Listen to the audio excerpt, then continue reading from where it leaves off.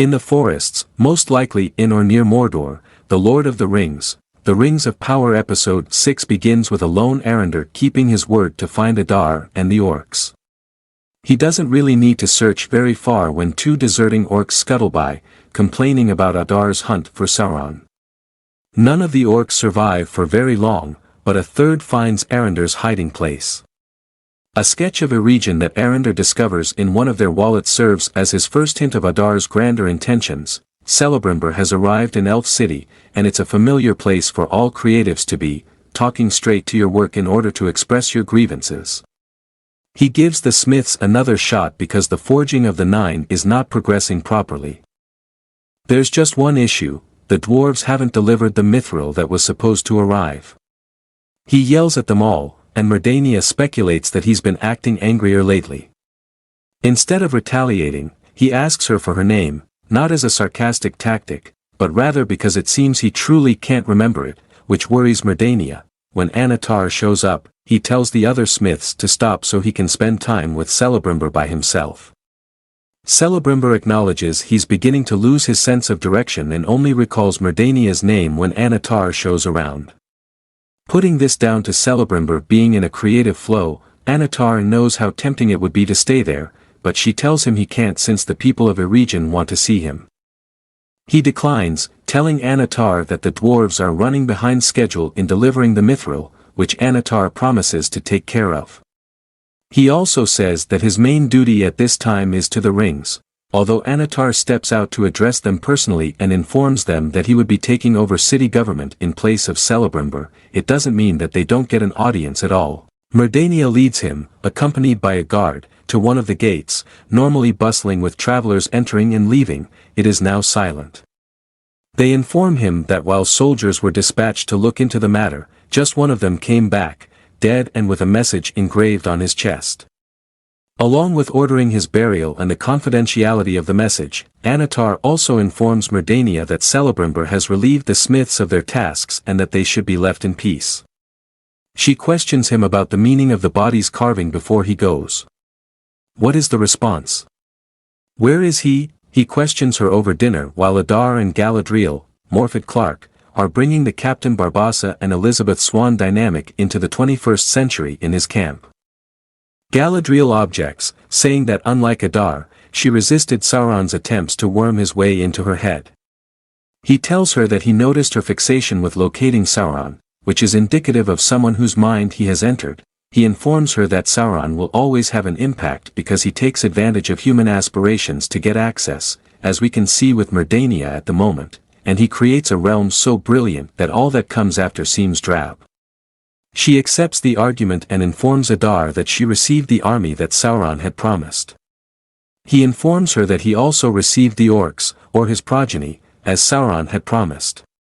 Even though Sauron isn't a liar, they still need to get rid of him because of his menace. After offering Galadriel his assistance in the shape of the orcs, Adar presents her with the prize he has been hoarding, Morgoth's crown, which he used in his failed attempt to destroy Sauron. He claimed that because he required Galadriel, he was unsuccessful. Or, to be more precise, required the combined power of the crown and the 3 elven rings to destroy Sauron for good. He continues by saying that their future success depends on Galadriel's capacity to swallow her pride in regards to Halbrand/Sauron.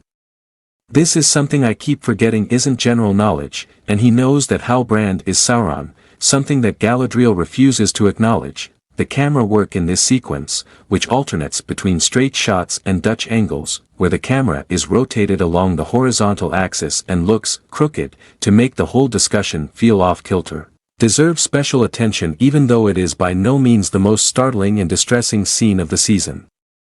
It's such a deft cinematographic trick to portray the scene's mood that has nothing to do with the language.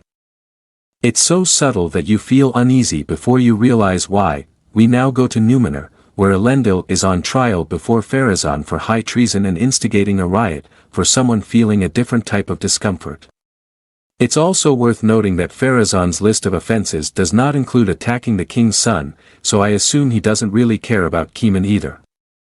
Elendil's years of devotion to the kingdom, according to Pharazôn, will spare him from the penalty of death, provided he repents of his transgressions and swears allegiance to Pharazôn.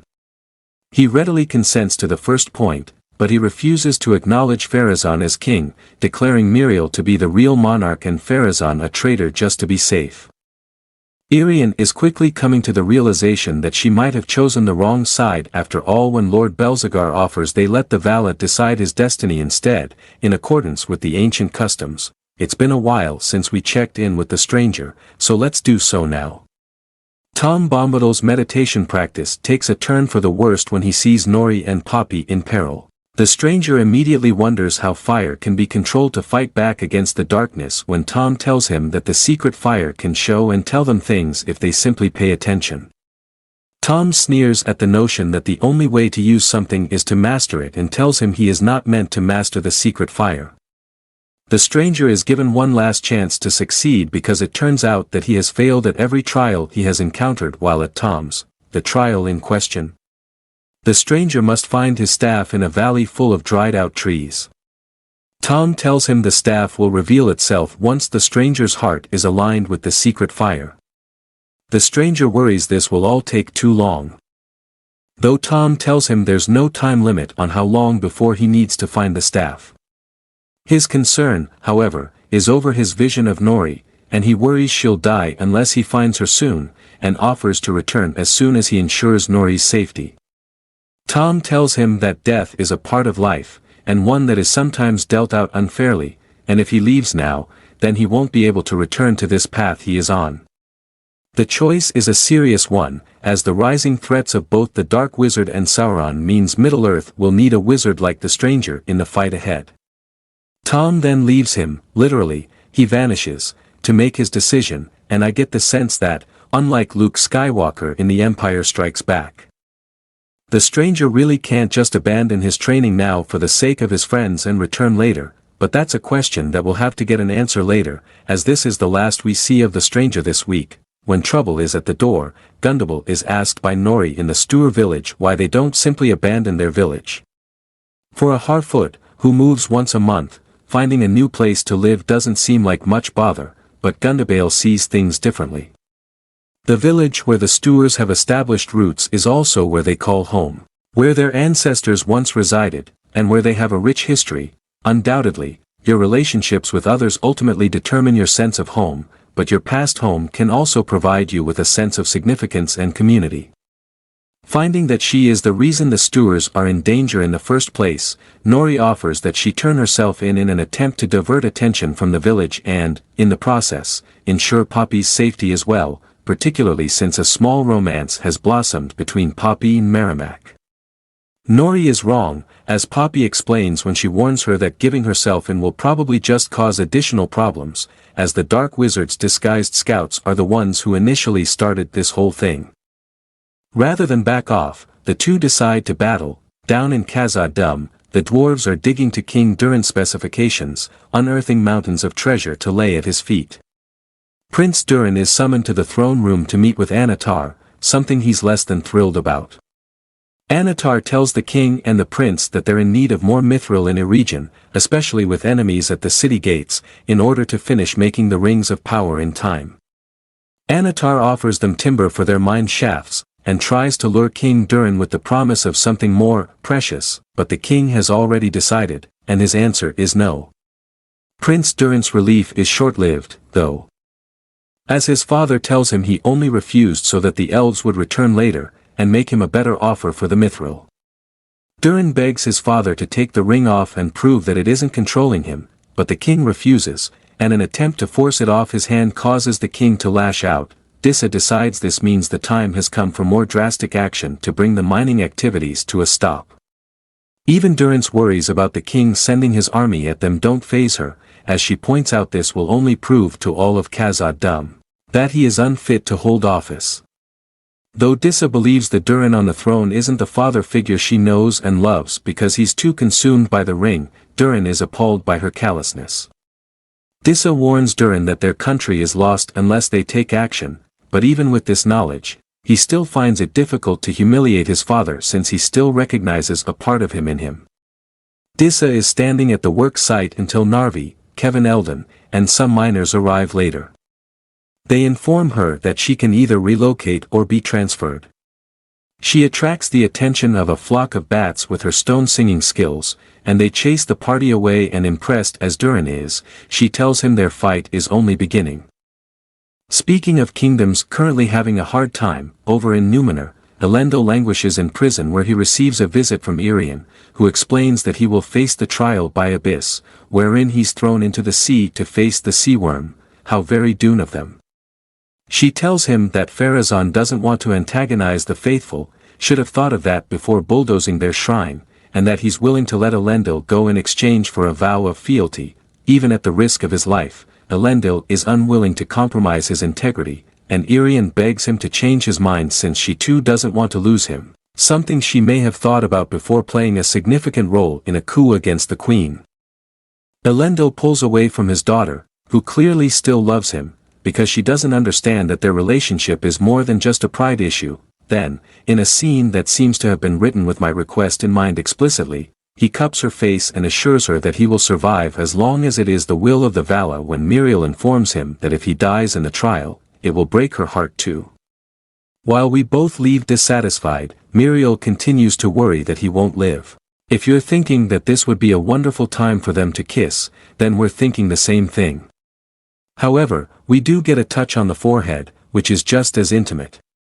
Not to mention that they most likely didn't want to kiss while Irian was seeing all of this happen from the shadows outside.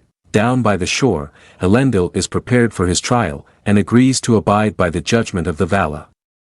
They're about to toss him in the water when Miriel arrives and orders them to stop, saying she will go in his place. Under the law, because he committed his crimes in her name, she has the right to face judgment in his stead.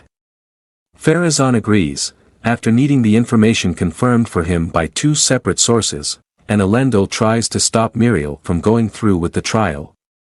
But she points out that if they want to keep to the ways of the faithful, then she needs to lead by example. Literally, Pharazôn could never. Miriel enters the rock pool, and the sea worm arrives shortly after to pull her under. Whatever it was seeking in Miriel, it does not find, and just as she's about to be found guilty, the sea spits her back out alive.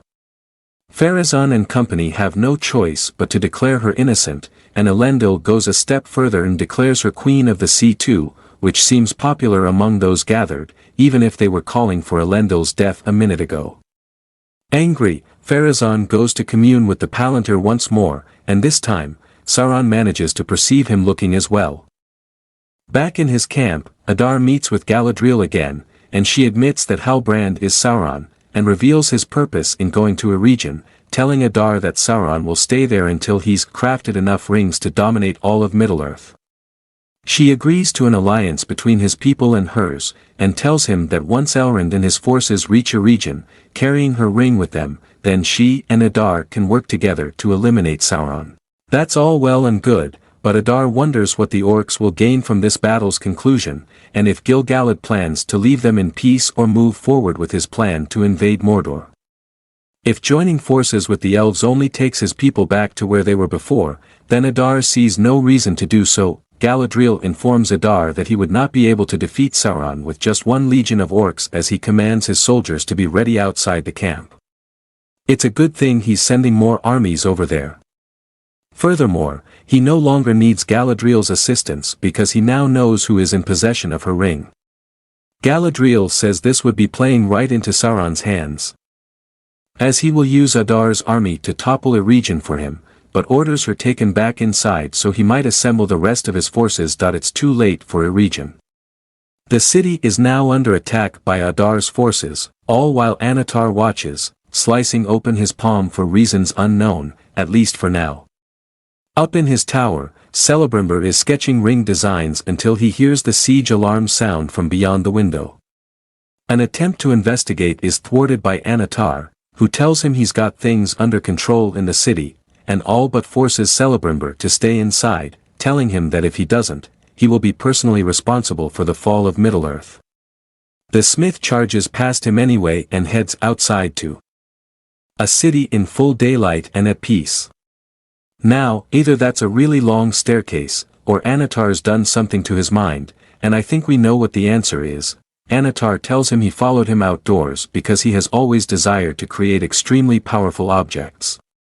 Celebrimbor informs him that he is unable to manufacture any more rings without mithril. Fortunately, Annatar has a jar containing enough powdered mithril ore to forge the 9 rings, and she promises him fame and splendor that will surpass the fame bestowed upon the legendary Silmarils. After giving a rousing speech that suffices to entice Celebrimbor back inside, Annatar removes the illusion. Even though it is still nighttime, the army that is invading the city is attacking, and the populace is running for their lives. Finally, there is war in the region. That's the end. Unlock the secrets of storytelling through our video, our YouTube channel's guide to the art of cinema. Join us as we delve into the narratives, the characters, and the sheer enchantment that movies bring to our lives. From script to screen, we've got it all covered. Join us as we analyze, critique, and appreciate the magic of movies. Subscribe to our channel for more videos.